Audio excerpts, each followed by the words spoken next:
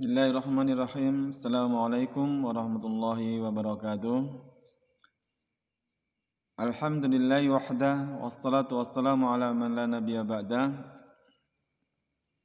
Amma ba'd. Kaifa halukuna ayyuhat talibat?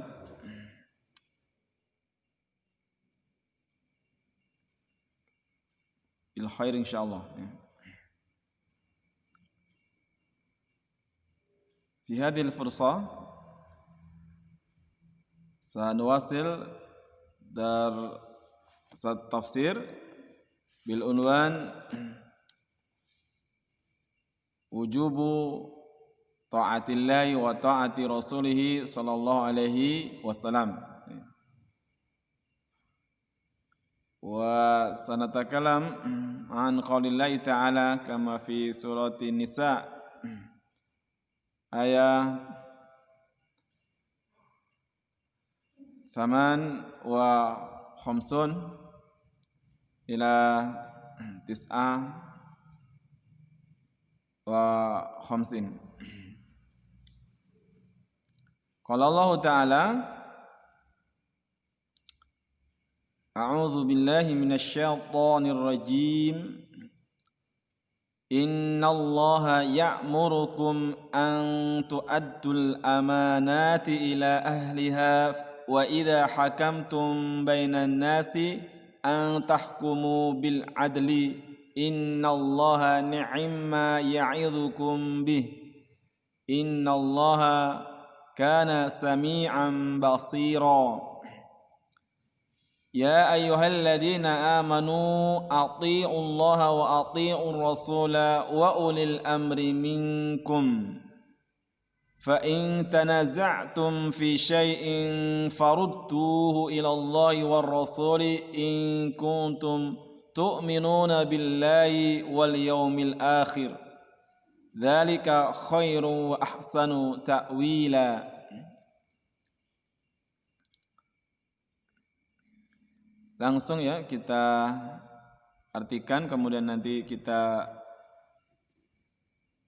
sampaikan syarhul kalimat, penjelasan dari kata per kata dan makna ayat serta hidayatul ayat. Sesungguhnya Allah memerintahkan kalian untuk menunaikan amanat-amanat kepada pemiliknya. Apabila kalian menghukumi di antara manusia, hendaklah kalian menghukumi dengan adil. Sesungguhnya Allah sebaik-baik yang memberikan nasihat kepada kalian. Sesungguhnya Allah Maha mendengar lagi Maha melihat.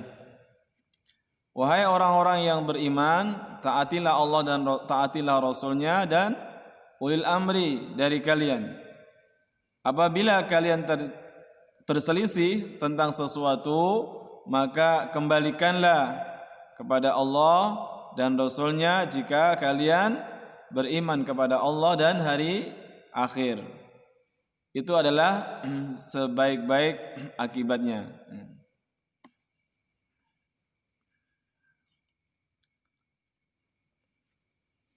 Innallaha ya'murukum an tu'addul amanat.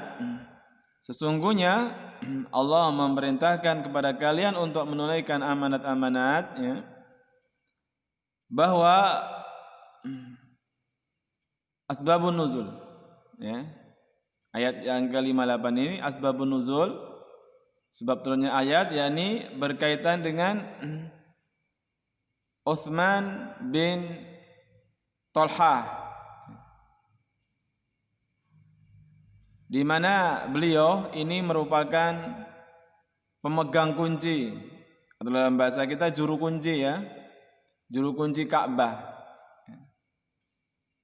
yang pada saat itu pada Fathu Makkah, ya, penaklukan kota Makkah, ketika Nabi masuk ke Masjidil Haram dan ingin masuk ke Ka'bah, maka beliau memanggil Utsman bin Talha dan meminta kunci Ka'bah, ya. Nah, setelah diberikan, kemudian Rasulullah masuk Ka'bah itu, sholat 2 rakaat, kemudian beliau keluar, ya. Kemudian Abbas pamannya meminta kepada Nabi akan kunci tersebut, ya. Biar maksudnya dia terkumpul pada dia dua peran dalam kaitannya dengan Masjidil Haram. yakni peran dia itu kan pemberi air minum, yakni yang menguasai sumur Zam-Zam, ya. Sementara kalau Utsman bin Thalhah ini pemegang kuncinya.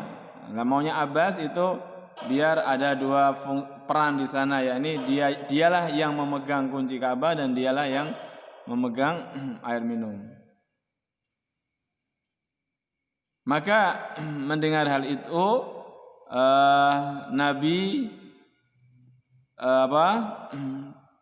tidak mengabulkan, kemudian Nabi mengembalikan kunci itu kepada pemiliknya. Pemiliknya siapa?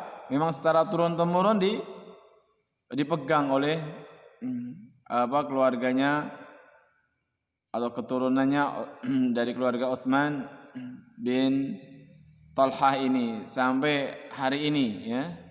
Sampai hari ini yang memegang kunci Ka'bah itu dari keturunannya Utsman bin Thalhah sampai hari ini, ya.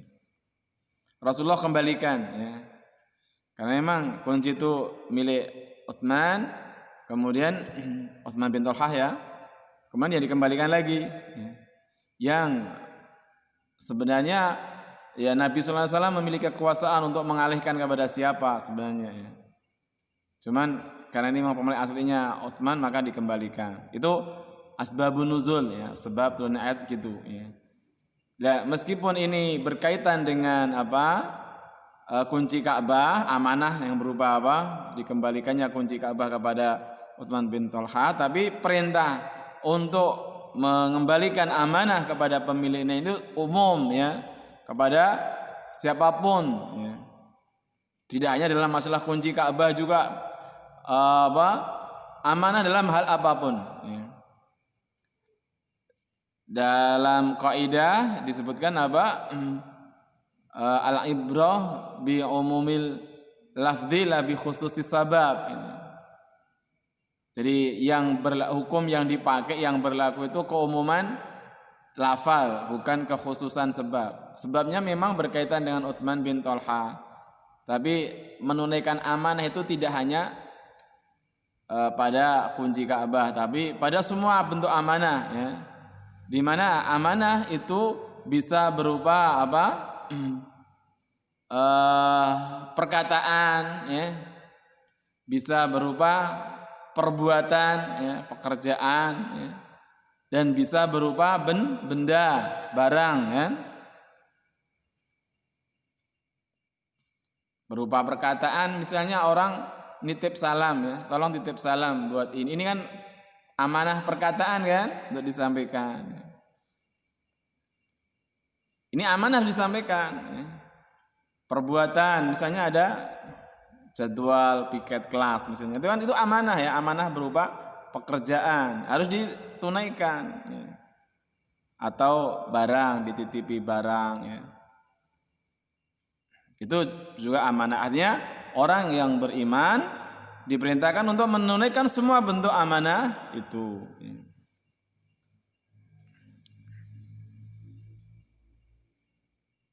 Kemudian ayat ini juga memerintahkan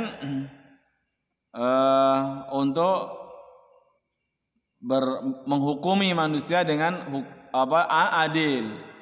Tentunya ayat ini lebih ditujukan kepada para pemimpin, ya. Para pejabat ketika menghukumi manusia, yakni dihukumi dengan secara adil. Apa adil itu?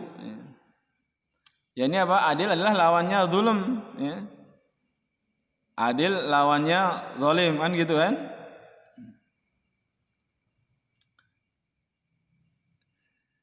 yakni dalam bahasa lain al-qistu ya. Yakni kalau berkaitan dengan pemimpin ya adil dengan rakyatnya, yakni apa? Menyampaikan hak-hak rakyat ya,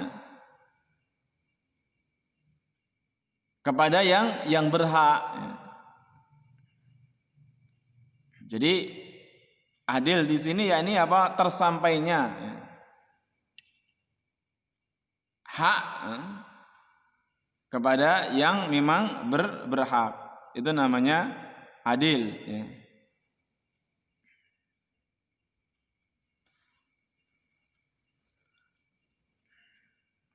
Yani isalul huquq ila mustahiqiha min afradi ra'aya.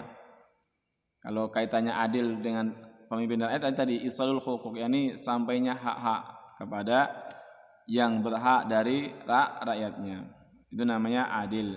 Imamun apa ya, adil, menghukumi adil yakni dengan itu menyampaikan hak-hak sesuai dengan yang di apa sesuai dengan hak seseorang ya. Kemudian di situ diakhiri innallaha ni'ma ya'idzukum bi ya.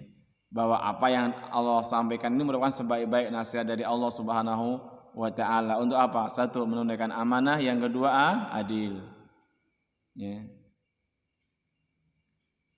Kemudian diakhiri dengan innallaha kana sami'an basira. Ya. Allah Maha mendengar lagi Maha melihat ya. Yani kalau ada ketidakadilan Allah juga melihat ya. Kalau ada amanah yang tak tersampaikan ya, yang berupa perkataan juga Allah mendengar ya. Sehingga ini nanti dalam hidayatul ayat orang itu seorang mukmin itu adalah memiliki muraqabatullah, yang merasa diawasi ya. Apa yang kita lakukan dilihat oleh Allah, apa yang kita ucapkan didengar oleh Allah Subhanahu wa taala. Sehingga kita menjadi berhati-hati ya. Apa yang kita ucapkan karena itu didengar oleh Allah ya, kita harus mempertanggungjawabkan kepada Allah ini baik apa tidak dalam pandangan Allah, kan begitu. Apa yang kita lakukan karena Allah Maha melihat, maka apa yang kita lakukan ini diridhoi dan dicintai Allah, malah sebaliknya dimurkai Allah Subhanahu wa taala. Sehingga orang mukmin itu memiliki muraqabah ya, pengawasan yang kuat ya. Sehingga dia bisa mengendalikan dirinya itu karena mempunyai merasa diawasi oleh Allah Subhanahu wa taala. Inilah pengendali kita ya.